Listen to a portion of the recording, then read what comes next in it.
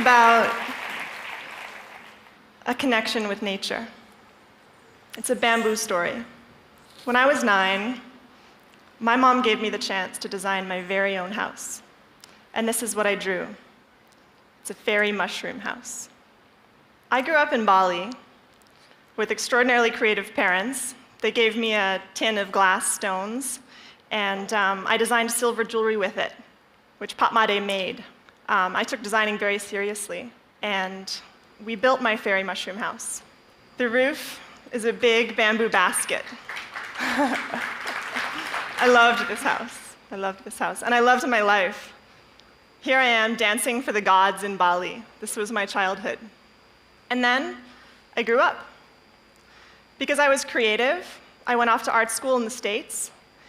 And after 8 years of training, I realized that I didn't want to be a gallery artist, so I had to get a job.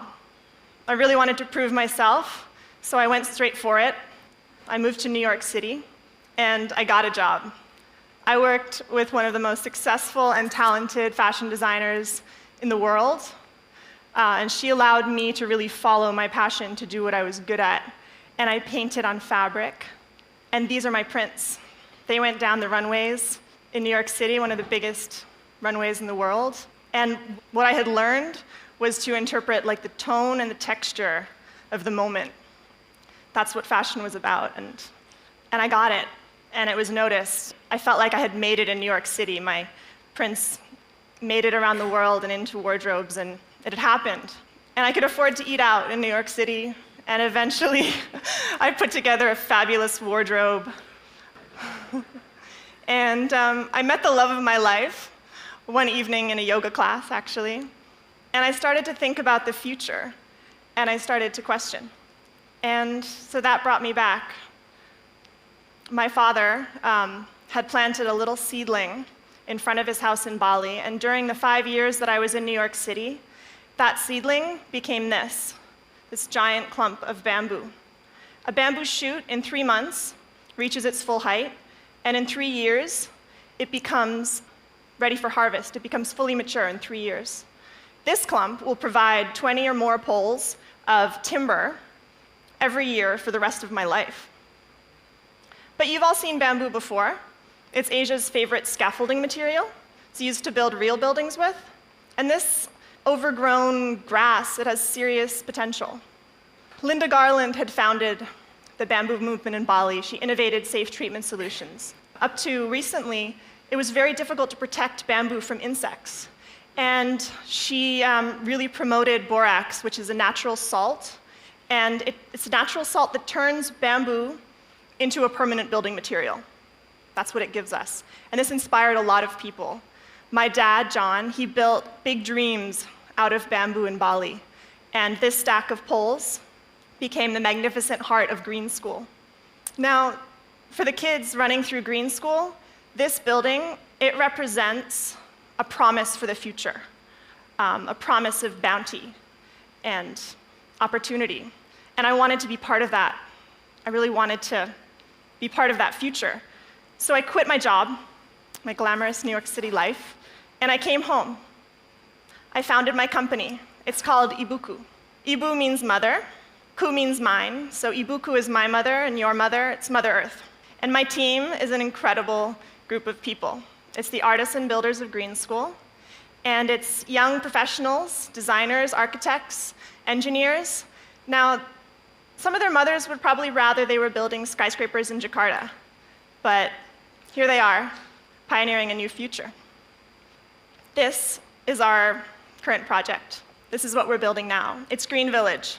It's a community of 30 homes, custom homes along the river near Green School. And this is how we do it. We design in real 3D. We take the same material that we'll later use to build the house, and we make bamboo models. Bamboo model making is an art. It's very technical. There's magic here. And engineering.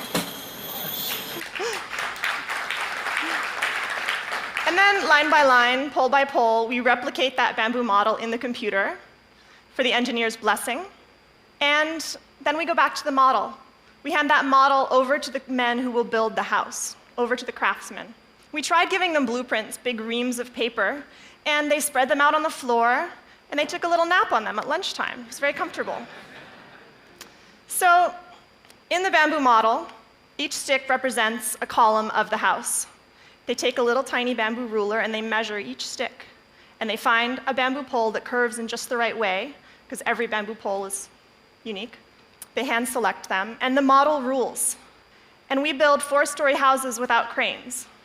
And 4 months later, 4,000 bamboo shingles later, it looks like something that I think the mushroom fairy would be happy to live in. Now, we follow some very clear design principles in creating these homes. We don't bring in the bulldozers, we don't flatten the land. We follow the natural contours of the slope. We design the house to fit the land. We hand carve deep foundation points into the soil, and we carry the soil uphill and away from the site. We respect the land, and we keep it as it is. And we build light on the land, so light that this little plant survived 6 months of construction above it. Now, our houses, they're almost entirely handmade. This is a bamboo peg going into the floor, and it took me months on the construction site to really stop and grasp this. They were hand whittling each peg before they pinned it into the floor. And there are thousands of pegs in each floor, and we test them rigorously. Now, we don't keep it easy for ourselves. When it comes to the interiors, we sketch, we dream, we make models, we build, we often rebuild. And each home at Green Village is completely unique. Every structure that we've built in bamboo so far is completely unique. And these are the men that make it possible. These are the artists and craftsmen of Bali, and I'm so proud to be working with them again. I knew them in my childhood, and I'm back. And if they weren't here building with us, some of them tell me they'd most likely be making souvenirs out of what's left of the forests. And there's still so much to learn. We've come so far. It's only been a few years, but we've learned a lot, and we're still working at it. We're looking at how to replace our plastic skylights with recycled car windshields. There's still some aluminum in our roofs. We use glues, but we are creating some of the most advanced bamboo structures in the world. And they are homes that are just full of beauty and joy. The sunlight comes in, the breezes come in, occasionally a few bugs. And this is a TV room. It's a basket. It's a cozy place. And I only just recognized when I was preparing this talk how much it reminded me of my fairy mushroom house. It's got that kind of coziness. And the bedrooms, they can close up and turn on the AC if you need it. So we get to have some fun, and we really go for it. We customize almost everything. This is a hand-pounded copper bathtub. And next, we'd like to build the most truly sustainable hotel in Bali. If someone can spend 3 days green, if they can choose that, and they can love it, maybe they'll choose that for the rest of their lives. Who knows? These are places where you connect with nature. And they're strong. So it's incredibly strong. And a bamboo house can last a lifetime. You have to treat it properly. You have to design it very carefully, and it will last. This is a new kind of luxury in the world. And my secret plan in designing these luxurious homes is actually to really show off the possibilities, to inspire and to connect with people about it, because this material has serious potential. I want it to become desirable so that it can be used for many, many more things throughout the world. And it's already happening. This is a chocolate factory. It's 2,000 square meters. It's the biggest commercial bamboo space in the world, and it's in our neighborhood, and it's built entirely from bamboo. We've also built housing for the garbage recyclers who live in Denpasar, in the city. So this is nothing new. This is simple construction that's using a very inexpensive material. It's earthquake resistant, which is invaluable. And it's just a real solution for the tropics. Now, I know of 3 ways to evolve and grow in the world. The first is through crises. Those earthquakes happen. Someone leaves you. You get fired from your job. You start to change pretty quick. The second is to shift along with society at society's pace, and that will happen inevitably. But the third is, I think, why all of you are here today.